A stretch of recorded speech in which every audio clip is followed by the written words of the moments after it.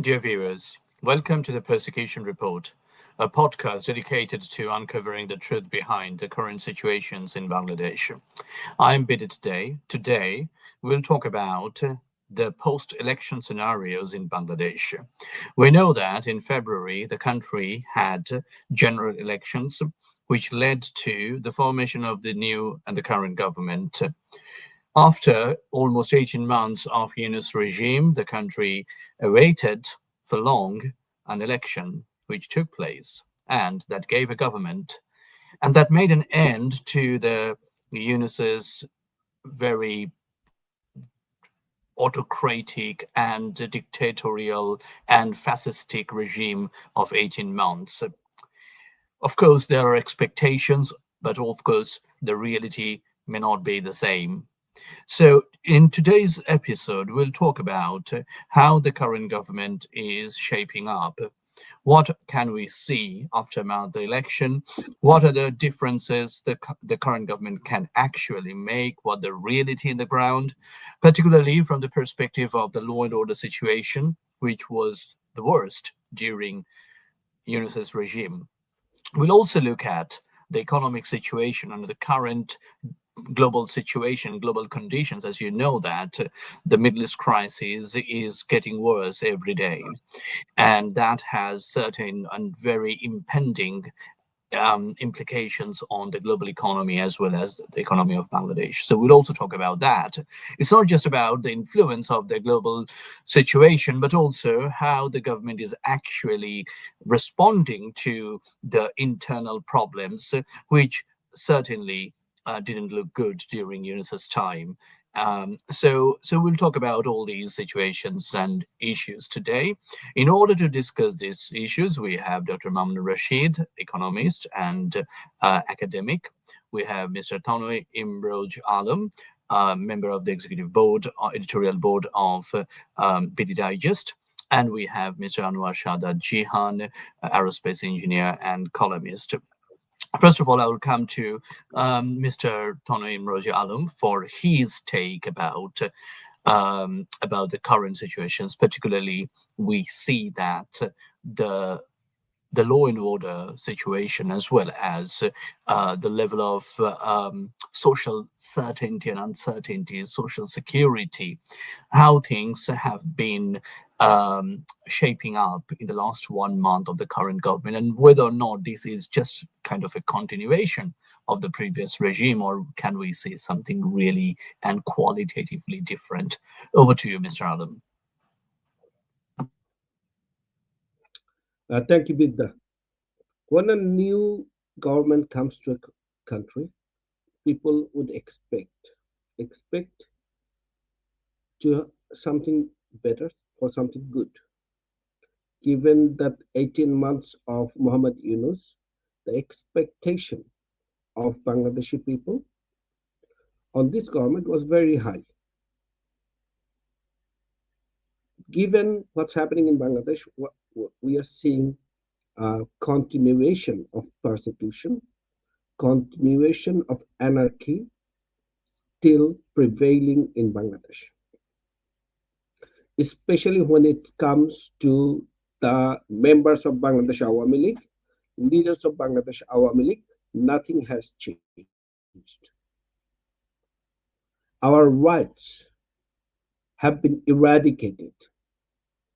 Last 26th of March was our Independence Day. It is a Bangladeshi culture that at the first minute of the day at 12 a.m. in the morning, we go and we pay our tribute.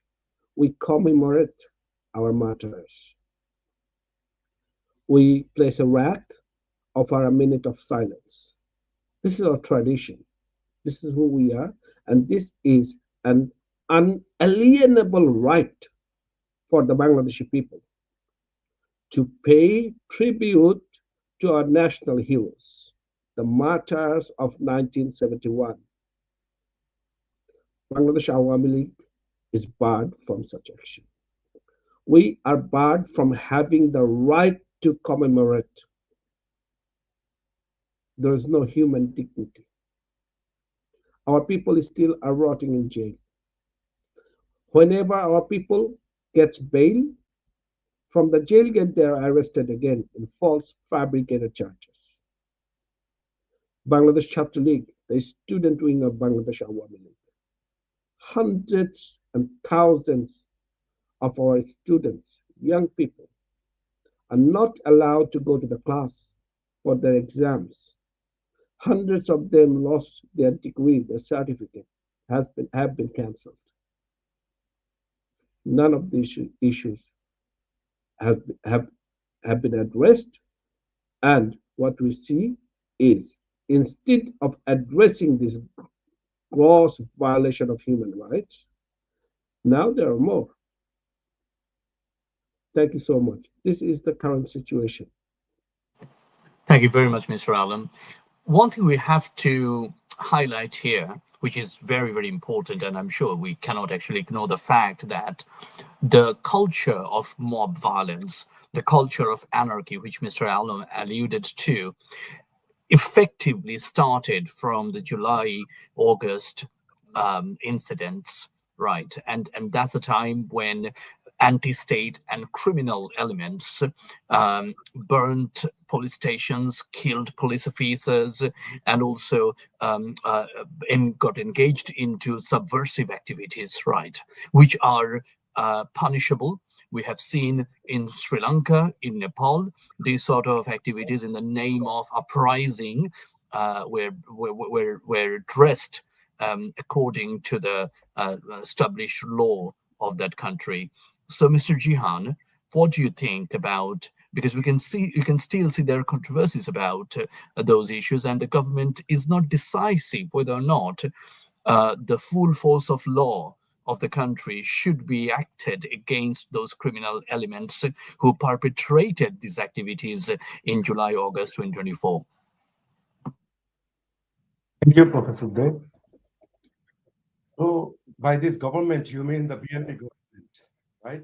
Yes, yes, yeah. And we all know what BNP is, the promoter of terrorism. We have seen between 2001 and 2006 what BNP stands for. So, what happened in July, the terrorist activities that we have seen, BNP themselves were also an active part to those terrorist activities. So how can you punish your own self? You cannot. And this is exactly what we are seeing since the last 1 month, right? Because for 18 months under the Yunus government, we have seen a brutal persecution of Awami League. And as the name of our episode suggests, that democracy on paper, but in reality, it's all about crisis, right? So what we have seen in this 1 month, the same trend continues. Awami League activists, right and left, are being persecuted even when they are arranging a simple iftar during the Holy Ramadan. In Bogura, a Chhatra League activist named Anis was arrested simply because he arranged an iftar and prayed for Bangabandhu, the father of the nation. So instead of removing the ban on Bangladesh Awami League, the illegal ban that the Yunus government has placed on Awami League, this BNP government is following the same trend. All the crises, from the fuel crisis to other crises on different spheres that we are seeing, you cannot manage those crises when you have a significant force of democracy absent. So what BNP needs to do, Professor Bididde, is first and foremost remove this unjust illegal ban on Bangladesh Awami League, release all the prisoners who have been imprisoned. Many of them are sick, senior, elderly, even folks like President member of Bangladesh Awami League. So since BNP are part of those July terrorist activities, I don't know what they will do. But since we already have an election, whatever type of election it was, There was an election. BNP is in power now. So it is the job of BNP to bring back democracy in Bangladesh. And for that, we first need to remove the ban on Bangladesh Awami League. Back to you. Thanks, Mr. Jihan. However, there is a question, Dr. Tate, that is, we do not see any attempt from BNP to, suspend this ban, okay, the illegal one. Instead, the BNP leaders are saying Awami League should be banned. There should not be any, like they're saying it in public. So BNP, this is the same old party that promotes terrorism, party that promotes extortion in Bangladesh. We know that. We have seen them even taking for their extortion activities. They're taking up public toilets. This is the same party. So it's not only just about Awami League as a political party and its leaders and activists. I mean, recently, Mr. Anis Alamgir, one of the eminent journalists who was wrongly and very unethically and unlawfully imprisoned by Yunus regime, came out and said that the situations of some other journalists and eminent personalities such as Mujammal Babu, Shamul Dotto, Shariar Kobir, Kalimullah Khan, right? So all these people, they are still behind the bars and on strange. I mean, Shariar Kobir, who is 70 year old, and he has been imprisoned on the allegation of committing murders, which is preposterous. So, so how would you judge that? I'll come back to Mr. Rashid later about the fuel crisis that Mr. Jihan mentioned. But Mr. Alam, what do you think about the general human rights conditions? And if the current government does not address this, they would be doing the same persecution, same human rights violation for which we hold Yunus regime accountable.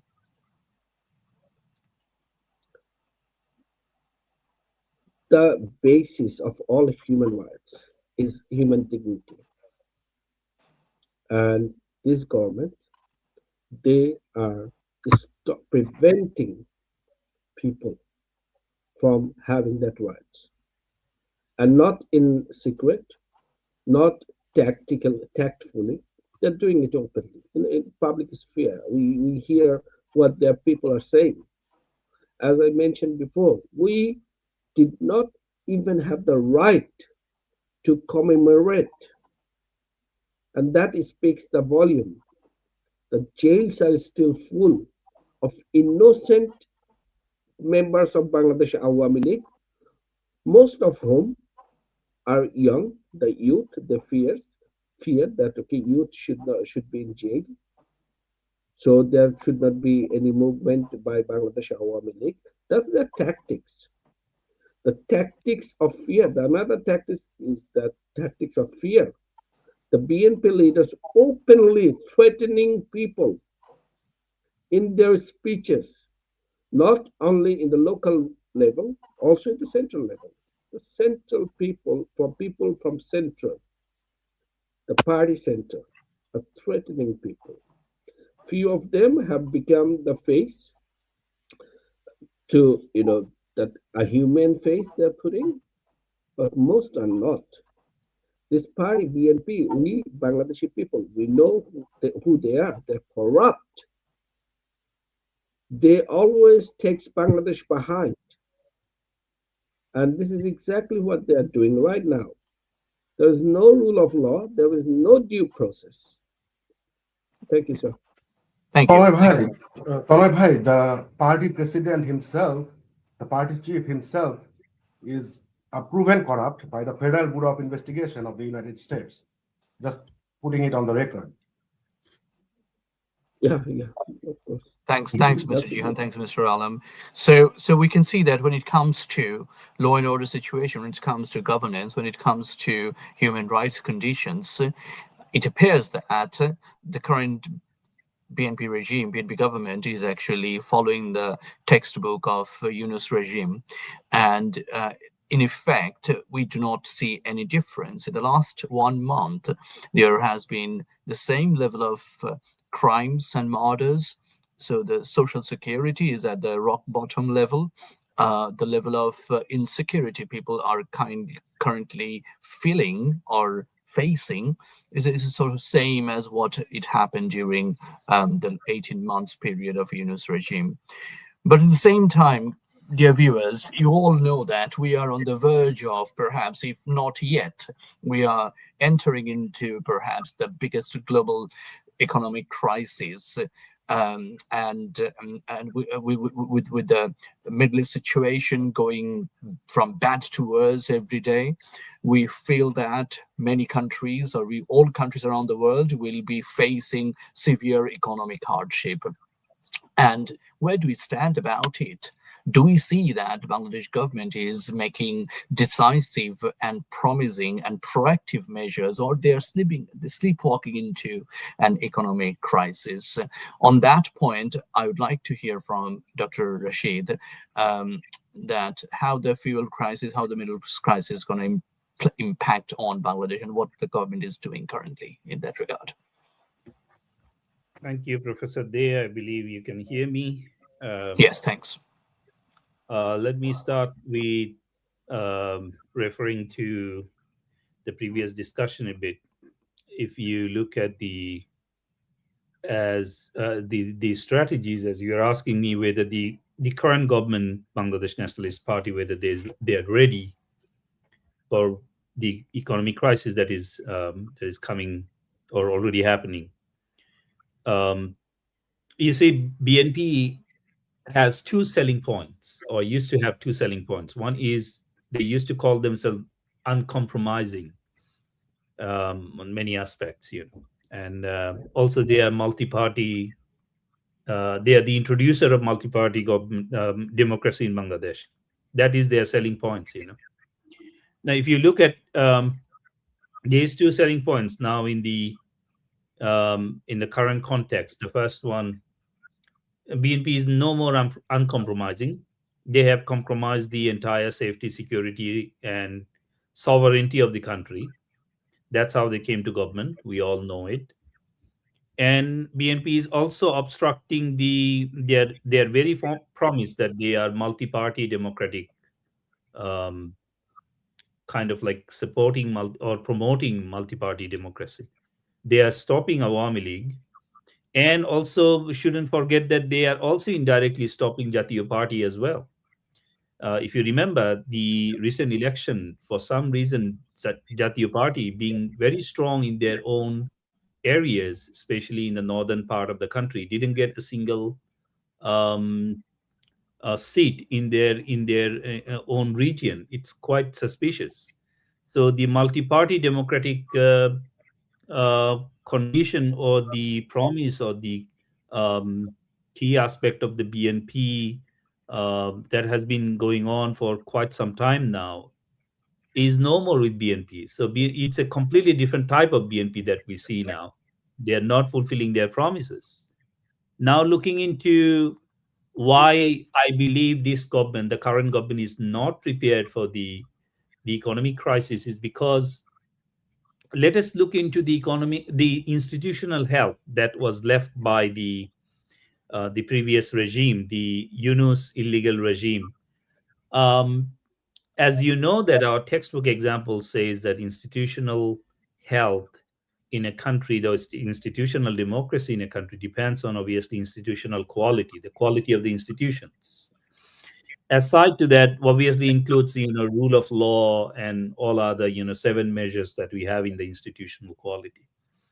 There is an important point in the institutional quality, or that stops the institutional void, is the constitutional continuation of the policies, continuation of the good policies from the previous government or the previous regime. As you can see, that the Yunus administration, neither the Yunus administration nor the current BNP government has any interest of looking into what has been done during Sheikh Hasina's government and the good things, good practices from those, and eventually continuing them. That eventually led to the current health crisis. I believe you are aware of it. And also during Sheikh Hasina's government in the oil and gas sector, there has been a massive investments in terms of logistical collaboration with the neighboring countries. That eventually led to the supply of diesel coming from India through the pipeline, saving the country from a massive embarrassment, I believe. None of these policies or institutional capacities are being marketed as a positive, you know, um, contribution of Sheikh Hasina's government to the country. Neither these are being taken as a policy, supporting policies for the government, for the businesses, for the people. Um, Institutional quality is also important to carve fear, also to build confidence, as my colleague Jihan and also Mr. Alam pointed that there has been there has been parties orchestrating mobs in the past regime. Now it's being continued even more by the BNP supporters everywhere. There are Even the extortion. Bangladesh bank appointment in the economic sector, if we want to say that here. The extortions in business sector was quite official and formally kind of like announced by number of business associations, BCCI, MCCI, and others, that this has been a risky venture from the very beginning, and it was officially happening. And the government didn't say a single thing about it. Rather, the home minister, sorry, the minister for, I think, bridges and roads, I think is, if I correctly identify him, he said that was part of the deal. He said that extortion is actually part of the deal. So with that kind of environment, I don't think that there is a institutional health or any discussion around it with the current government. The last one, I believe, we felt quite clearly during our research on the Yunus regime was that quality of information. Now, if you remember correctly, I think the day before yesterday or yesterday, the health minister of the current government, BNP government, said that for the last 8 years, the country didn't have any vaccine for the measles. Well, that's not true, right? So, aside to this, there has been distortion of information so at a level, so massive at levels that the right information was not given. Even the lies became now the new norms everywhere in the institutions. People are saying that this was the best Eid in terms of transportation and others, when the data shows, I think, more than what, 270 people died only 300 people, in the span of more what, than the 300. 10 days, in 10 days, only in transportation, only because of the mismanagement of the transportation sector, let alone the direct the extortion by the owners of the buses and other transportation means during the Idul Fitr transportation of the people from the city areas to the village areas. So quality of information, a key ingredient for quality institution. There is no promise from anyone in the current government that that has to be ensured in order to give or ensure the right quality or quality of institution for democracy or other things. So I give it back to you with these concluding remarks that none of the supportive policies from the previous government was taken to at least say that these were the good policies. We want to continue them. Nothing was there as clear that will be supporting our businesses. There is no clear policies. Rather, this was a copy paste of some of the policies, for example, regarding the farmers card, regarding family cards. These were all previous government's policies now being copied and pasted into the BNP government's policies. So back to you. I'm quite frustrated with this. That On that, on that, on that note, the misinformation, the quality of information, the ongoing missile situation in Bangladesh serves as a burning example. What the minister have said and what's the reality. In the past 15, 16 years, it was beyond imagination of Bangladeshi people that a child could die out of missile, because we are one of those countries that eradicated these diseases like measles and tetanus. What's happened in just in the past 1 month? 50 plus children. They're almost infant children that all of them are under 1.5 years old, passed away. They're deceased because of measles the outbreak that country is seeing. The point is Mhm. that Bangladesh's program for polio and measles is one of the not one of the best, the best in the world, the best in the world, recognized by international bodies such as WHO and UNICEF. The minister now saying, let's see, this child at like 1.5 years old, okay, they're below 1.5 years old. So it is imaginable that these people, these children, they didn't get vaccines during the time of youth when they were born. And now to feed the mass, the minister is saying, okay, this is the fault of Awami League government. What the reality is, Awami League government had a program for vaccination that was considered the best in the world, not like one of the best, the best, by recognized by WHO and UNICEF. And this is what we are seeing. Like they In are in trying fact, to hide the John, truth behind um, lies, like I patent think lies. it would be fair to say that since 80s, since H.M. Eshad's time, the vaccination programs in Bangladesh went from strength to strength, and Bangladesh is one of the is a case study in the developing world about how you can implement effective vaccination programs. What the nation should be proud about. It's about vaccination, about family planning. In those areas, the country has achieved a lot. And as you mentioned, this culminated during Hasina's time, during Awami League time, and garnered a lot of enviable achievements and success. And what There, is Professor also there, discussed, yeah, yes, Mr. Jihan, yeah. I can quickly add something. BMP government, what it appears to me is that they are focusing on pointless, meaningless stuff. How soon, like 5 minutes earlier, Prime Minister went to the Parliament.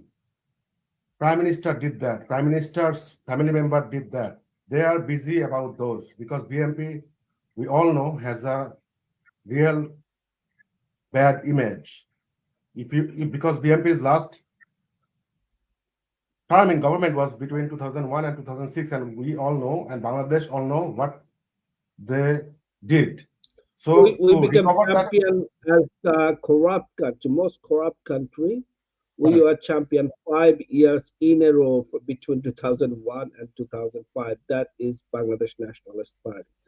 That So now is they my are trying to probably curate that's this the image. legacy. Did you also feel that throughout Yunus's time and even now, BNP hesitates to criticize Yunus regime? They hardly come clean to blame and to identify and highlight that all the many BNP intelligentsia, people who the from the intellectual community, BNP leaning journalists, BNP leaning social media influencers, they have been highly critical about Yunus regime. But BNP as a political party and their leadership and their various ministers in the current government do not have the courage or honesty or No, to you cannot blame yourself. In politics, you cannot blame yourself. So the point is that during Yunus regime and BNP regime is just two different faces. So what we know in Bangladesh, we know Jamaat Islam, BNP, they're all same party. Yunus, they're all same. They're all together. Okay, one time they're putting this face, and it's like that many-faced God from the Game of Thrones. There's a different time, different faces. So BNP, Yunus regime was actually the BNP regime. Okay, it's like how many times Jamaat Islam now saying, okay, another face that Yunus give BNP advantage in the election. They rigged the election for BNP. This is the fact. Okay, Even, oh my, we have even to say even no. the Even the student coordinators are now coming open about the deep state, that the deep state supposedly gave them offer to stay in power. Do not get into that. This that what Dr. Mamunur Rashid said about this debate, what they're doing.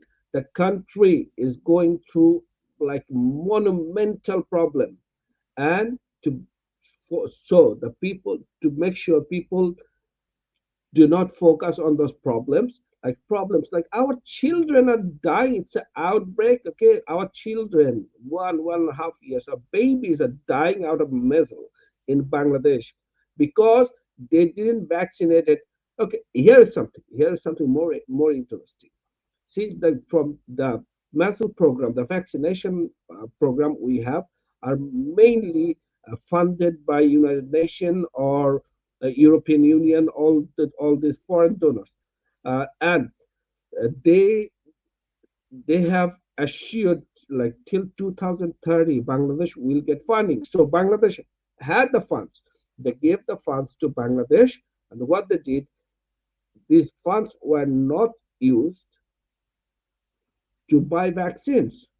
Instead of buying vaccines, they did it, they used it for something else. Maybe they just looted the money. That's what happened. It was the government of mismanagement, government of lies, government of no accountability, and now they are government of killers because now they're killing babies. One thing was for It's sure that Yunus regime, notwithstanding their lack of sincerity, they're also incompetent. They no, had no I didn't ideas. finish it. I didn't finish it. I mean that. What Yeah. I didn't finish it that. So because of they're so incompetent and so many things going on in this country right now. So to divert the public focus, what they're doing, they are using the 1971 debate that okay, Jamaat BNP now saying Jamaat Islam is Rajakar, and then okay, Giselle Rahman is, that he and now like proclaimed our independence. They're bringing forward these debates, so it's just like they're playing games. Like they're now saying okay, deep state. One part of them, let's say NCP, National Citizens Party, and Jamaat Islam, they are now talking about deep state. So it's just they're bringing it so to divert people's focus. That's all it is. So do not fall into that trap. Let's not talk about deep state. Let's not talk about all these. Okay, do not fall into that trap. Yeah.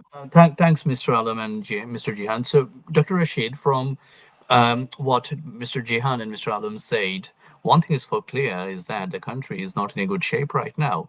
What's your prognosis about the economic current conditions? How well the country is equipped currently to tackle or face the impending global economic crisis? Thank you. About a month ago, when the current government started, I gave them 6 months that they will most probably, with good conditions, would be able to run for about 6 months. Now they have already surrendered, because of the crisis. Now there might be a discussion that this international crisis with Iran and others, you know, put the BNP government in crisis. No, the government started with the crisis from the previous regime, mostly because of the mismanagement. Now, just think about it. Has it not been for the decisions made by Sheikh Hasina on energy issues with collaborations with India and others, what kind of crisis we would have been right now in Bangladesh? You can't even explain it. Now, I would like to take you back to certain issues that I think demand a deeper explanation.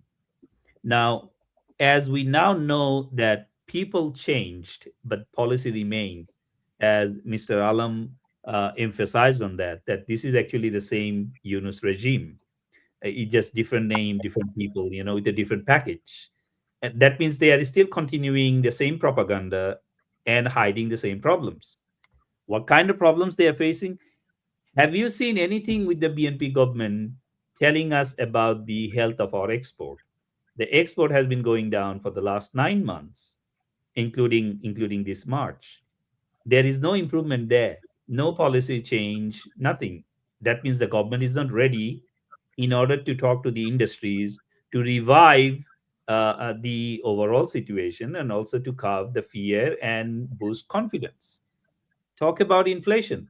This is the fifth month inflation is increasing, now crossing the barrier of almost 9.5%, I believe, gradually going towards a double digit rate, meaning that this is going to push all of your rates, the prime rates and the bank rates, eventually making bank loans more expensive, affecting your consumption and also affecting your private investments. I can tell you from the data that the significant reduction in bank loans in private sector is continuing. So meaning that you won't see industrial purchase, you won't see massive investment to change the industrial landscape in the near future. Look at the prices of energy. Now, in informal market, in carb market, I think per liter is being sold at twice the price for the energy. Even though the government is shouting that energy is everywhere, we have made sure that energy supply is there, but we understand that cost is going up. Now, energy price is so significant that this is going to affect your prices of production or production cost, and eventually affecting the prices of essential commodities going to the market. So people now in the near future, say around the end of April or the mid of April, people will realize the increasing price of the daily necessities, if not already started in the market. And then, have you seen central bank coming up with a policy directive on all these issues? There is no action seen from the central bank, nothing on the stability of the financial sector. Now, today I have seen, which we have seen in the past as well, that out of 36 banks, 18 of them currently having an NPL ratio of less than 10%, and the remaining banks having NPL ratio of more than 10%. Now, when Sheikh Hasina left in July 2024, our NPL was in the overall banking sector close to 13%, meaning that the significant amount of rise in NPL, there is no policy change from the central bank so far in order to rescue the banking sector from that. Now, yesterday, I believe you have seen a report that any loan more than 1 crore in the banking sector is currently facing a non-performing rate of around 30%, meaning that for every 100,000 you are giving out as loan, 30,000 is not coming back. This cannot be a banking sector you run with. Central bank didn't come up with a single policy reassuring the bankers that you give out loans, we are going to take out some of the risk factors. Rather, what they are doing, they are busy with marketing farmers card, family card, not looking at the stability of the entire banking sector. And also all these things happening when we have recent report that the government debt has significantly increased. Yes, yes, absolutely. Now, what are the incentives available for large farms and the smaller farms? Nothing. No information about it. No policy change about the incentives should be given to the large companies to come back to the market, start producing, and also that may have a significant positive impact on the prices. However, I'm not sure whether you have seen the report or a statement in a news conference, I believe, by Mr. Miza Fakhrul, that government will not take any responsibility for the reduction of the taxes and the VAT for the businesses. So there were questions about what is the government's policy, whether they are going to be any incentive for the businesses or the for the small and large enterprises in terms of reducing the tax burden. The government said they don't have any power. They actually said they don't have any power to do it. Who is going to do it? Who is running the government? Who is running the country? That the government doesn't have the right or the power to control the tax and VAT policies for the businesses, meaning that there are certain sectors in the country are actually directly being controlled by outsiders. We know that there are impact on agricultural sector, that some powerful foreign countries are trying to capture our consumers and also industrial supply in the agricultural sector. What about other sectors? Is are many other sectors part of this NDA, non-disclosure agreement, that we are actually selling our industrial sectors to others? This is really, really suspicious, and raising a lot of concern that Yeah. about the overall industrial health of the country. Back to you, Professor Day. Thank you, Dr. Rashid. So I'll come back to both Mr. Jihan and Mr. Alum, whoever wants to take this question. Of course, you guys already have mentioned that basically it's just a different phase, but the heart of the government remains same as previously. But also the faces are same, at least on two occasions. Mr. Khalilur Rahman, as Dr. Rashid was alluding to international relations, so he was the national security advisor of Dr. Yunus, and now he is our foreign minister. And also someone named Mr. Ashik Chaudhry, who heads BETA. So these two significant and very important appointments by Yunus continue to sustain the current time. So first thing is that, is that a conflict of interest? That an interim government who arranged an election, the two key figures continue to remain in their positions, and both of those are political appointments. And so does that severely question about the integrity of the interim government? And also, does it also question about the competency of the current government? Because perhaps they don't have good enough people to take those positions. How do you look at that? Over to you. Yes, Mr. Jihan can go first, and Mr. Alam, yeah. Tanmay bhai, go ahead. No, I can give it to you. Please continue. I was concentrating on that.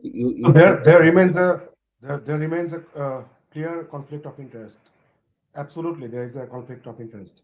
Khalilur Rahman, the National Security Advisor, there are allegations about him being the appointee of some specific country. So when you have that specific country's chief investigation bureau having certain information about the current prime minister, there is a clear conflict of interest, and there is a clear path by which that country can blackmail the current Bangladeshi government to achieve whatever goal it wants to achieve. So, and also by the chairman.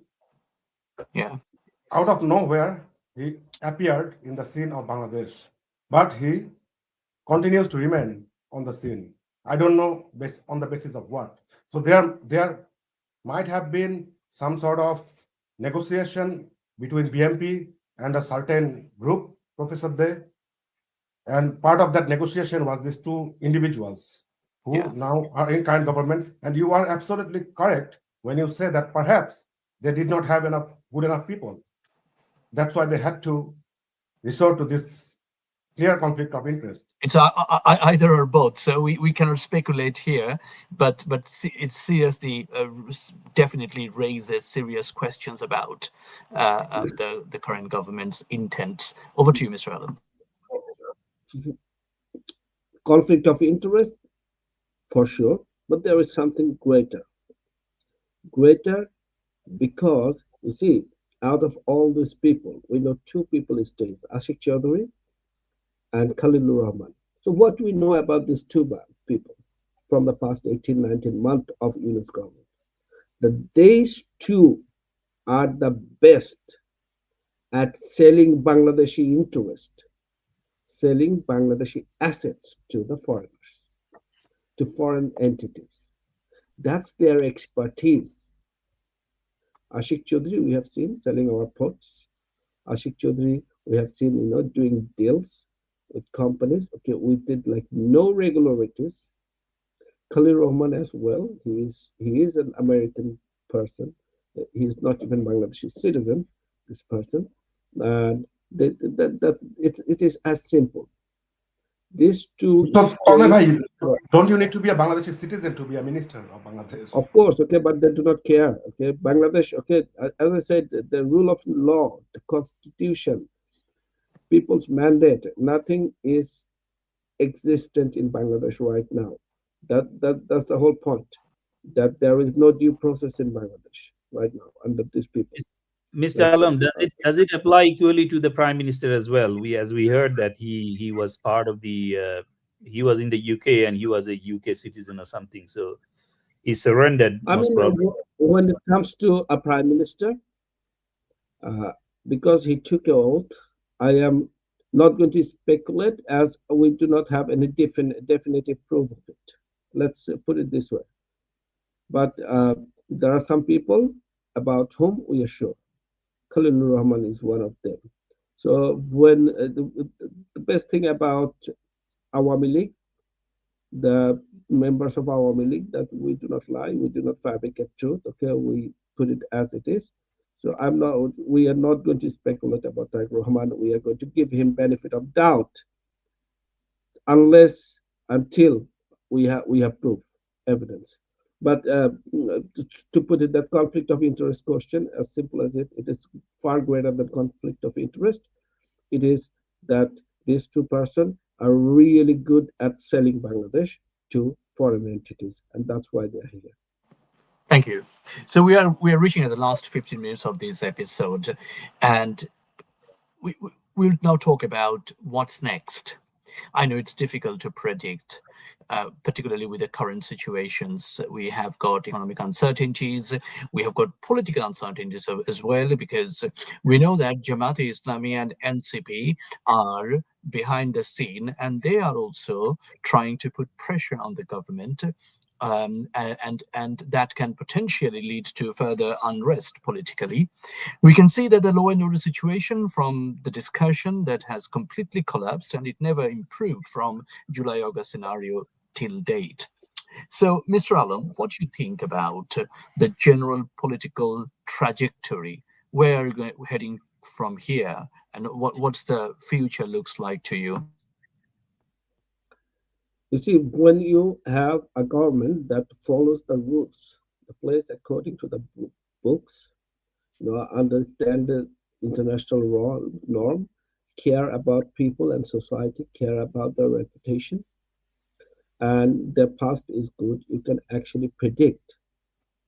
But the people who are ruling Bangladesh right now, as we just a few minutes ago, we said that two people they kept because of their expertise in selling Bangladeshi interests to foreign entities. And this is everywhere. So you cannot predict really what's going to happen. But one thing we can predict, that these are all incompetent people, and Bangladeshi people, the common people, they are going to suffer. Bangladeshi people are already suffering enormously. And what's happening is this, I mean, like people, the opportunity is so limited now. We saw reports of our fertilizer, which for Bangladesh is part and parcel. Without it, we couldn't, survive even. Fertilizer, whatever we have, we already have shortage, but the rest are smuggled out of the country to Myanmar, to India. I do not, India, that's not going to be profitable, but to Myanmar. Our fertilizers are smuggled out, and these smugglers are BNP local party members. And they're just, staying kept silent. There is silent. The government, there is no action. As we have seen, our children, like in the past few days, that were more than 100 of babies died because of vaccine. 100 babies. Can you, like one, this is 2026. One children dying because of vaccine is far too many. And we have seen 100. And government is playing the blame game. These are like, they do not care about people. They want to stay in power no matter what, and for that they will be living. They're just going to follow a go above propaganda agenda, and that's what they are. There is no prediction. They're going to, what Bangladesh Awami League has to do is do what Bangladesh Awami League does best: defend Bangladeshi people. So at the end, Bangladesh Awami League has to defend Bangladeshi people. We will have to prevent it from happening. We will have to resist. We will have to bring resistance to it, and that's how it's going to work. Thanks, So, Mr. adding Alam. to starting from what Tonoy has said, Bangladesh Awami League has to defend the rights of the people. There is only one party, that is Bangladesh Awami League, that defends the right of the people of Bangladesh. And for that, in the future, in the near future, what needs to happen, according to my very personal opinion, is that first and foremost, all the prisoners who are imprisoned, all the Awami League leaders, senior leaders, activists that are imprisoned, they need to be freed. All the fake, fabricated murder charges and all other politically motivated charges need to be dropped. The ban, the illegal ban on Awami League needs to be withdrawn, and there cannot be any, this government cannot impede Awami League from their organizing activities, from their political activities. On that note, Mr. Jihan, just for the clarity to our audience, particularly the international audience, the current parliament has got government is a more of a center right, and opposition is a far right party. So there is no left or center left in the parliament. Outside the parliament, Awami League is banned. There is a small faction of leftist parties here and there who have got very limited voice. So within the political spectrum, within the political debates and discourses, we do not see the full picture. And in the current situation, what do you think about that? Because that is limiting people's expectations, that is limiting people's voices, that is limiting scopes for policy landscape debates. How do you assess that? You are absolutely right, because the conspirators who were active party to this conspiracy was anti-Bangladesh, right?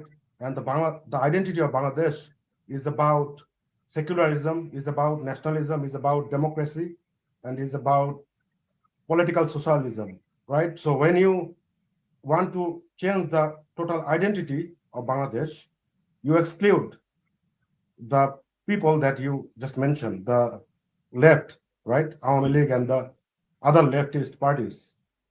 So that's what is what I think, Professor Day, is that these conspirators, they are trying to change the identity of Bangladesh, as we know Bangladesh. Yeah. So in other words, it's not really just about Bangladesh. Any other country would have been in serious political myopia, if I may say that, one-sided vision, right? So it would be severely limited views and vision of a country which doesn't have the full spectrum of political ideologies and activities. Thanks. Now, Dr. Rashid, I'd like to, because we have got a few minutes left, I'd like to receive some words of wisdom from you about what should be the practice or economic policies, and where do you see that the deficiencies are quite glaring? Thank you. I believe that the government has a tendency to seek attention rather than serving people's interest. And Exactly. that's why none of their policies are actually targeted to solving everyday problems.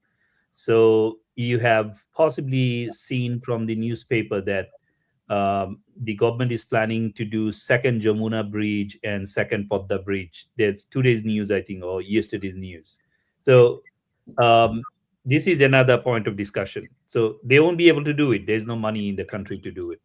So they will either take a loan, a big amount of loan, or other things. But there are other discussion going in terms of producing weapons in the southern part of the country. So there is a distraction happening from the oil crisis, the energy crisis, the agricultural crisis, the crimes, and all other health crises, and to move the attention of everybody to something else.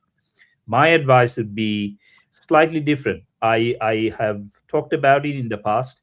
If BNP and all others in the party, I don't separate Jamaat from BNP. I believe that they are kind of like in a coalition government. I feel if they really want to survive Bangladesh, they have to call back Awami League as soon as possible into a national framework and stop this nonsense of making legal issues against the Awami League party members, because the supporters of the regime, the current regime, is gradually now coming out and saying that, somebody else have killed those students, not Awami League, not the police. I think that you heard Mr. Farad Mozar yesterday or today. He was talking about that somebody else called Deep State kill those students. We know that discussion about deep state is completely useless because you are blaming somebody you can't touch, you can't talk about. Nobody knows who is a deep state. So they are trying to, remove the blame from their own shoulder and putting it to somebody else and saying that we didn't do it, we were not part of it, or these Awami League people didn't kill it, somebody else killed it. This is a nonsense talk. If they didn't do it, and we know that they didn't do it, why still there are 2000 new cases filed against the Awami League people in the last 17 months? There are like 22,000 or 25,000 people in jail right now. But 29,000, 29,000. 29,000 people in jail. So you keep them in jail, and you are saying that Awami League is not free to do any political activism. And then you are saying, oh, they may not be responsible, somebody else is responsible. And then in every action, you target Sheikh Hasina, that she killed people or she instructed to kill. This is nonsense, total nonsense. So forget about those. If you really want true things, good things for Bangladesh, talk to all the political parties. Awami League and Jatiyo Party holds around 60% of the people, 60-70% of the people, and they have rightly given their responses in the recent election. We have seen it. So talk to them without engaging these people, 40%, 50% people. You can never bring Bangladesh's economic progress to the level what Sheikh Hasina did. Even the enemies of Sheikh Hasina, the opponents of Sheikh Hasina, always said that she was the prime minister of everyone. During her time, Jamaat TV did good business, BNP made a lot of money, and Awami League people also did business. So by stopping 50% of the population, you can never bring this economy to a level where Sheikh Hasina did.